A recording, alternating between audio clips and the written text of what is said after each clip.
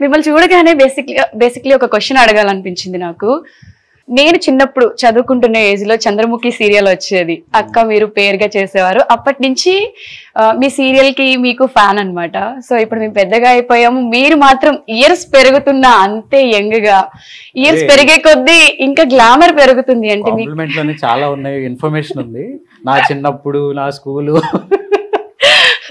Seriously అప్పుడు ఎలా ఉన్నారు, ఇప్పుడు అంతకు మించి అంటే ఇంకా ఇంకా అందం పెరుగుతుంది. అంటే మీ గ్లామర్ సీక్రెట్. థ్యాంక్ యూ అంటే నాకంటే మెయింటైన్ చేసే వాళ్ళు చాలా మంది ఉన్నారు సినిమాల్లో కానీ అట్లా కానీ. ఏం లేదండి, nothing, little bit of care, ఒక డైట్,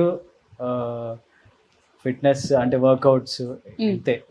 తిన్నది అరిగించుకోవటం, ఇంతే, సింపుల్, అంతే, nothing more than that. So ఎంత ఎదిగినా కూడా ఒదుగుండే పర్సన్ ఎవరైనా ఉన్నారు అంటే ఎక్కువ మీ నేమ్ వినిపిస్తుంది. అంటే అంత సైలెంట్ గా, ఎక్కువ హడావిడి లేకుండా, ఇప్పుడు కూల్ గా, అలా ఎలా ఉంటారు? మెయిన్ గా మైండ్కి ఏం తీసుకోను. బేసిక్ గా టెన్షన్స్ అవనివ్వండి, బీట్ గుడ్ ఆర్ బ్యాడ్, ఏది నేను అంత మైండ్కి ఎక్కిచ్చేసుకుని అట్లా ఉండను. వాట్ నెక్స్ట్ అనే టైప్ లోనే ఉంటాను. స్మాల్ స్క్రీన్ లో మొత్తం మీ జెండా పాతిస్తారు, సో మీ బిగ్ స్క్రీన్ లో మిమ్మల్ని హీరోగా చూసే ఛాన్సెస్ ఉన్నాయా? ఏమో, అంటే నాకు ఆ కోరిక అదే అయితే ఉంది. అండ్ కథలు వింటున్నాను కొన్ని, అందులో సూటబుల్ ఉండాలి, అండ్ అవి మెటీరియలైజ్ అవ్వాలి, ఇవన్నీ కొంచెం టైం ప్రాసెస్, మేబీ, అంటే ఇట్స్ ఇన్ ప్రాసెస్. త్వరలో చూడొచ్చు, ఎక్స్పెక్ట్ చేయొచ్చు, if everything goes good. So ప్రతి ఒక్కరికి సొంత ఇంటి కళ ఉంటుంది. సో రీసెంట్ గా గృహప్రవేశం చేశారు, ఆ ఫీల్ ఎలా ఉంది? చిన్న కరెక్షన్ ఏంటంటే, అఫ్కోర్స్ మీరు అన్నది దాంట్లో రాంగ్ కాదు, కానీ సొంత ఇల్లే, కానీ అది మా అత్తయ్య మామయ్య వాళ్ళ కోసం యాక్చువల్లీ తీసుకున్నాము. ఓకే. మన పేరెంట్స్ కానీ మన పెద్దవాళ్ళు చాలా మంది వాళ్ళ లైఫ్లో ఒక తీరని కళ అని చెప్పొచ్చు సొంత ఇల్లు అనేది. ఎందుకంటే వాళ్ళు చాలా కష్టపడతారు, ఇయర్స్ టుగెదర్. అప్పట్లో ఉన్న ఉద్యోగాలు, అప్పట్లో ఉన్న జీతాలు, వాటికి వాళ్ళకున్న పిల్లల్ని పెంచడానికి, వీటికే ఎక్కువ మంది సంతానం ఉంటే వాళ్ళకి అదే సరిపోతుంది, వాళ్ళని తీర్చిదిద్దటం. అండ్ సొంత ఇల్లు అనేది వాళ్ళకి కలగానే మిగిలిపోతుంది. సో అలా ఇది నా వైఫ్ మంజు వాళ్ళ పేరెంట్స్ డ్రీమ్ సొంత ఇల్లు అనేది. సో వాళ్ళ కోసం మేము కలిసి తీసుకున్న హౌస్ అది. ఓకే. సో ఫర్దర్ గా ఏ మూవీస్ రాబోతున్నాయి, ఏమైనా ప్రాజెక్ట్స్ సైన్ చేశారా? వెబ్ సిరీస్ ఒకటి ఇదిలో ఉంది, అండ్ వెబ్ మూవీ ఒకటి. సో ఇవన్నీ ఇన్ ప్రాసెస్ అన్నమాట. ఇన్ ప్రాసెస్ లో కొంచెం మెటీరియలైజ్ అవడానికి టైం పడుతుంది. ఓకే. సో గ్రీన్ టీ కూడా తాగుతూ మాట్లాడొచ్చు, ఆ గ్యాప్ ఇవ్వట్లేదు అంటారా? అదే లేదు, కొంచెం వేడిగా ఉంది. ఓకే. సో మీ నాన్నగారి నుంచి మీరు నేర్చుకున్న ది బెస్ట్ థింగ్ ఏంటి అంటే ఏం చెప్తారు? అంటే ఆయన ఈరోజు కొంచెం నాకున్న డిసిప్లిన్ అవ్వచ్చు, లేదా నేను నా ఫ్యామిలీని మేనేజ్ చేసుకుని ఫైనాన్షియల్ మేనేజ్మెంట్ కానీ, అది ఆయన దగ్గర నుంచి తెలియకుండానే నేను నేర్చుకున్నానని చెప్పాలి. అంటే నేను రియలైజ్ అయ్యే టైంకే ఆయన కొంతవరకు నేర్పించారు. ఓకే. ఇప్పుడున్న కొంచెం యూట్యూబ్ జ్ఞానంతో ఇంకొంచెం దాన్ని పెంచుకున్నాను. సో అంటే ఆయన writings is a great inspiration. ఆయనలా రాయాలి అని నాకు చాలా కోరిక ఉంటుంది. బట్ నేను as an actor I'm busy కాబట్టి రైటింగ్ సైడ్ కొంచెం తక్కువ. బట్ ఆయనలా రాయాలి అనేది, ఆయనలా రాయలేను ఫస్ట్ పాయింట్, బట్ ఆయనలా రాయగలగాలి అనేది నాకు అదొక దట్స్. ట్రై చేశారా ఏమైనా ఇప్పటి వరకు? నేను అడపదడప రాస్తుంటాను. నెక్స్ట్ నువ్వే అనే మూవీకి యాక్చువల్ డైలాగ్స్ రాశాను అప్పుడు. ఓకే. బట్ ఆ కెరీర్ ఆ యాంగిల్లో నేను ఎప్పుడు కంటిన్యూ చేయలే. నిరుపమ్ గారిలో యాక్టరే కాకుండా మంచి రైటర్ కూడా ఉన్నారు. అది ఫాదర్ ఆయన రాసేటప్పుడే, ఆయన చేసే ప్రాజెక్ట్స్ లోనే నాకు 4 సీన్లు ఇవ్వటం, రాయరా అంటాం, అట్లా తెలియకుండానే ఎంకరేజ్ చేశారు, కొంచెం నేర్పించారు. ఫ్రెష్ గా ఇప్పుడు మంజుల గారికి మీరు ప్రపోజ్ చేయాలి అంటే కొన్ని వర్డ్స్ మీ ఓన్ వర్డ్స్ లో ఎలా ప్రపోజ్ చేస్తారు మీ రైటింగ్స్ లో? ఎప్పుడైనా ఆవిడ కోసం ఏమైనా రాసారా?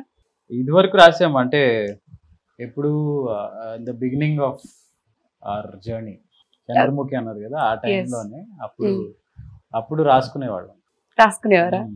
ఓకే. ఇద్దరు ఏదైనా గుర్తుందా అంటే మీరు తన కోసం పర్టికులర్ గా ఇష్టపడి రాసింది? నిజంగానే గుర్తుండవు. ఆ టైంలో, ఆ మూమెంట్ లో ఎవడో లోపల నుంచి వచ్చి రాయిస్తాడు కదా, అలా రాసిన సో అబ్బాయిలు స్ట్రాటజీ అంటారు కదా, అంటే పడే వరకే రా, పడిన తర్వాత ఏం గుర్తుండవు, వన్స్ అమ్మాయి మన లైఫ్ లోకి వచ్చిన తర్వాత అన్ని మర్చిపోతారు.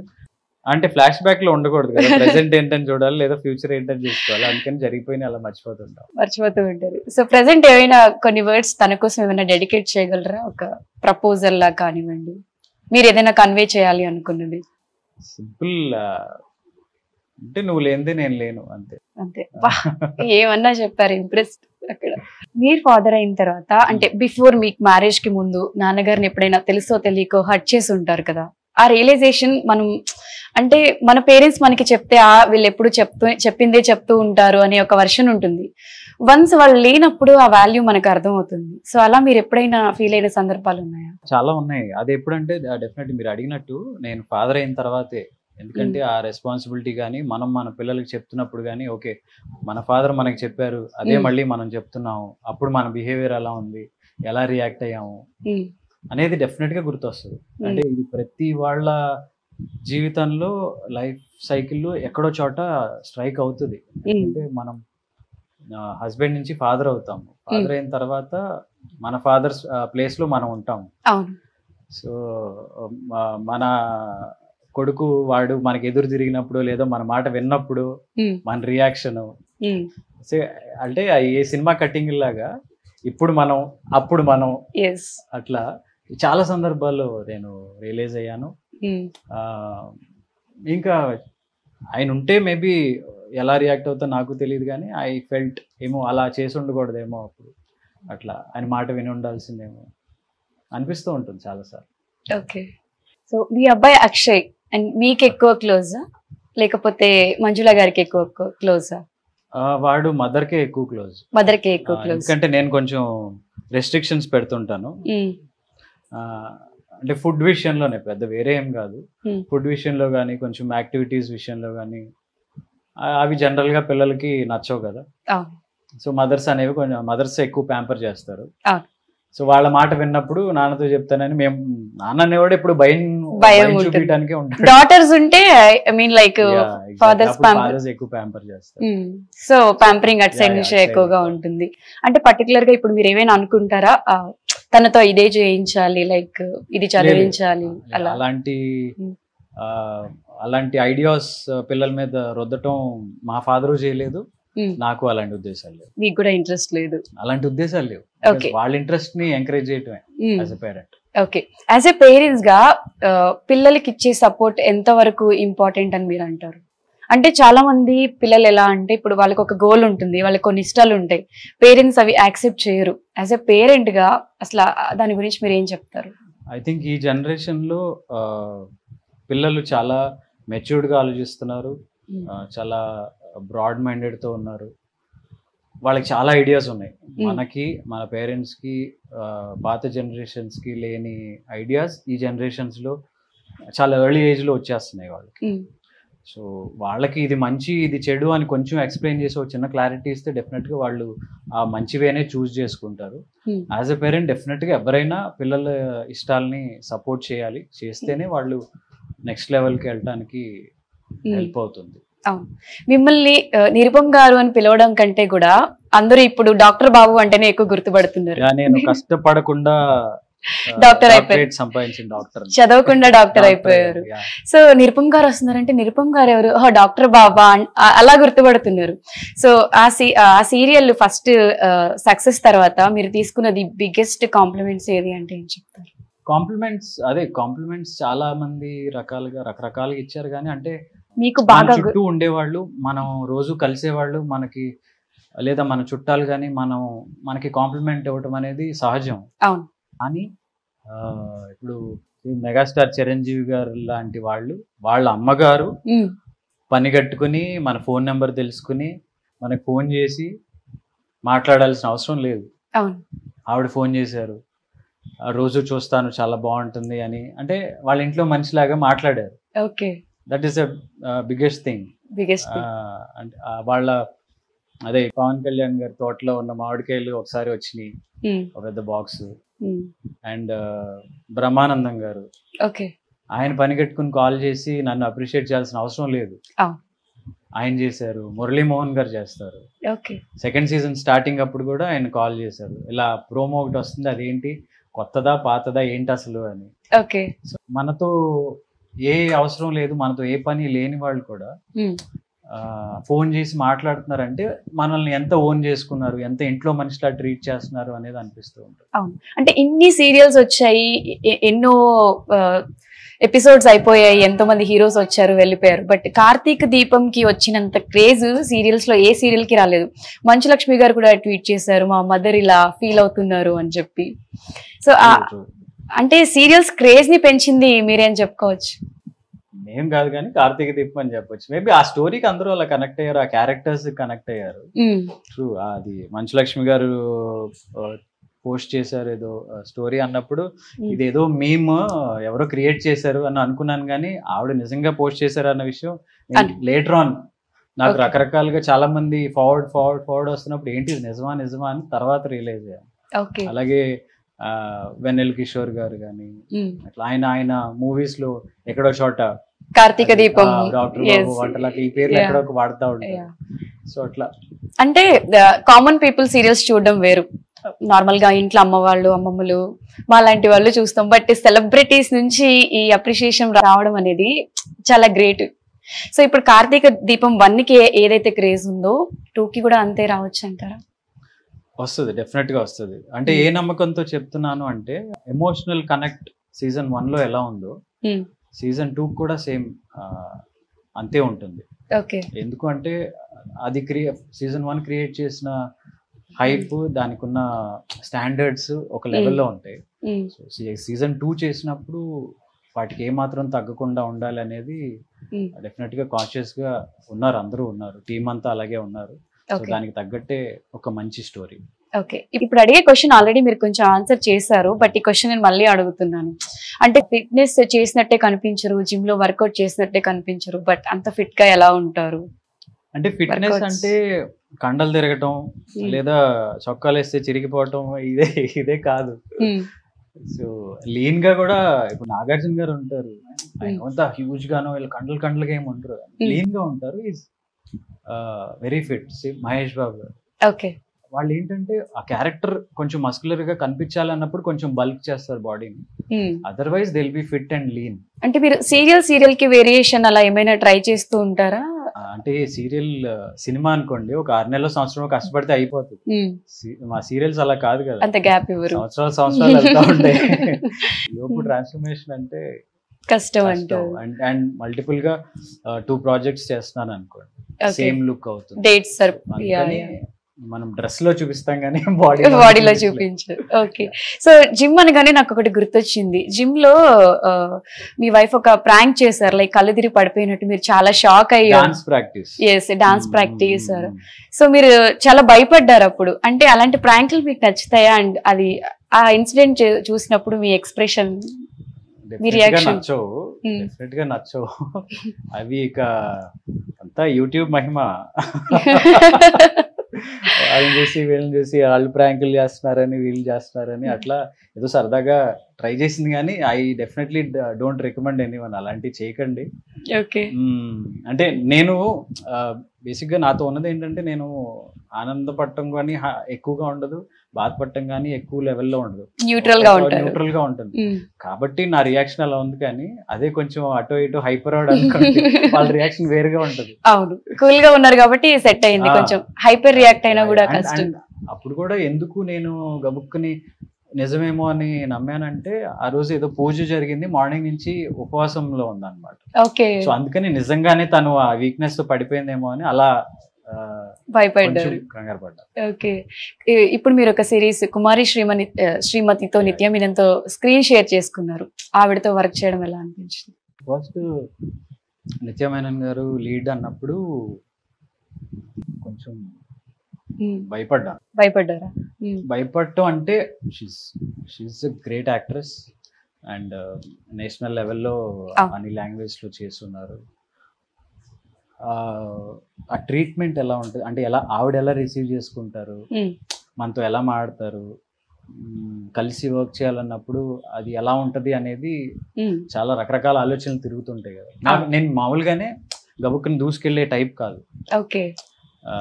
అవతల మాట్లాడితే మనం కూడా మాట్లాడి అట్లా స్లోగా Connect. సర్కిల్లోనే యాక్టివ్గా ఉండే పర్సన్. ఓకే. సో ఎలా ఉంటది ఏంటి అని ఆ ఇన్హిబిషన్స్ ఏవే ఉండేవి. But she's very cool. చాలా బాగా మాట్లాడతారు, చాలా బాగా ఈ కౌంటర్ ఎన్కౌంటర్ అంతా బాగుంటుంది. ఓకే. వర్కింగ్ ఎక్స్పీరియన్స్ ఎలా అనిపించింది? వర్కింగ్ ఎక్స్పీరియన్స్ ఒక పాయింట్ మేము అవుట్డోర్ చేసాం రాజమండ్రి దగ్గర. తెలుసుగా ఆ టేపు ఎలా ఎండలు మండిపోతాయి. ఎండలని కాదు అంటే జనం కూడా కార్తీక దీపం టైమ్. ఓకే. సో ఈ డాక్టర్ బాబు ఈ హడావిడి ఎక్కువ ఉంది. నిత్య మీనన్ ఫేమ్ కంటే మీ ఫేమ్ ఎక్కువ ఉండి ఉంటుంది మేబీ అక్కడ. అదే ఆవిడ నేషనల్ అయితే మనం లోకల్ ఆ టైప్. సో ఒక పాయింట్ లో 2 రోజులు చూసారు, 3 రోజులు చూసారు, 4 రోజుల నుంచి తను కూడా డాక్టర్ బాబు అని పిలవడం తనకి అప్పుడు తెలిసింది జనాలు ఏంటి, గోల్ ఏంటి, డాక్టర్ బాబు ఏంటి అసలు అనేది. తర్వాత కొంచెం గ్రాడ్యువల్ గా తెలుసుకుని అలా. సో డాక్టర్ బాబు అని పిలిచినప్పుడు హ్యాపీగా ఫీల్ అవుతారా, నిరుపమ్ గారు అని పిలిచినప్పుడు హ్యాపీగా ఫీల్ అవుతారా? రెండు నా పేర్లే. రెండు మీ పేర్లే. నా పేర్లే. జనానికి ఎక్కువ డాక్టర్ బాబుగా గుర్తుండిపోయాను. సీజన్ 1 అయిపోయిన తర్వాత కూడా చాలా మంది ఇంకా ఆ పేరుతోనే పిలవటం ఎక్కువగా రీల్స్ లో డాక్టర్ బాబు అని చెప్పి. సో ఈ నిత్య మీనన్ తో మళ్ళీ ఈ సీక్వెల్ ఎప్పుడు ఉండబోతుంది అంటే? ఉన్నారు, స్క్రిప్ట్ వర్క్ జరుగుతుంది అని రీసెంట్ గానే చెప్పారు. బట్ ఉంటుంది I think soon, very soon. Okay. Vyjayanthi movies లో మీకు ఆపర్చునిటీ రావడం ఎలా ఫీల్ అవుతుంది? అది కూడా ఒక రకంగా కార్తీక దీపం క్రెడిటే. సో స్వప్న గారు, వైజయంతి స్వప్నదత్ గారు, వాళ్ళ అమ్మగారు అమ్మమ్మ గారు వాళ్ళు కార్తీక దీపం చూస్తారు. మీ క్రేజ్, మీ గ్రాఫ్ ని ఇలా పెంచేసింది. వాళ్ళు చూడటం వల్ల స్వప్న గారు అంతకు ముందే పరిచయం. సో తను కూడా ఆ టైంలో చూడటం, సో ఈ క్యారెక్టర్ కి వై నాట్ హిమ్ అని అనుకోవటం. సో అట్లా ఇది కూడా ఒక రకంగా క్రెడిట్ గోస్ టు కార్తీక దీపం.